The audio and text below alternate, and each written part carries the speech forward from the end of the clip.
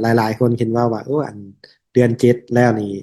เพิ่นยังบ่เห็นยกเว้นโต2,500,000อยู่เนาะเวลาหาแจ้งก่อนเงินเดือนฉันมาเบิ่งนำกันเนาะว่าบ่ยกเว้นแท้บ่อันนี้เป็นตัวเลขตินเด้อแสดงว่าเป็นอันที่ตินของบุคคลต้องได้ใส่เนาะต้องได้ใส่คันว่าบ่ซั่นก็เป็น0หรือว่า912ตัวเลข0 12ตัวเลขสมมุติว่า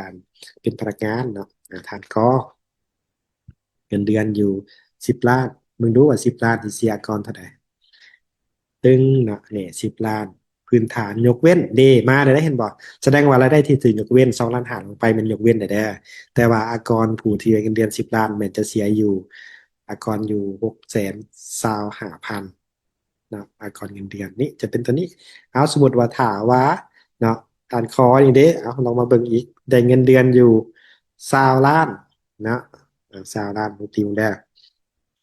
20,000,000ปุ๊บเนาะนี่20,000,000ยกเว้น2,500,000นี่ขึ้นเด้อนี่แสดงว่าผู้ใดเงิน20,000,000จะเสียก่อนเนาะก่อนเงินเดือนอยู่1,875,000นี่ก็ถือว่า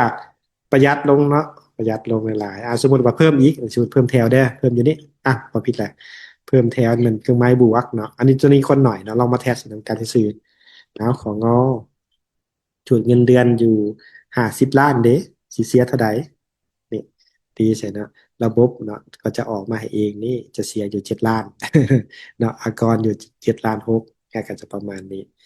อันนี้มันกรณีเนาะในระบบ tax list เด้ออันนี้หมายความในระบบมันจะไหลออกมาออโต้ให้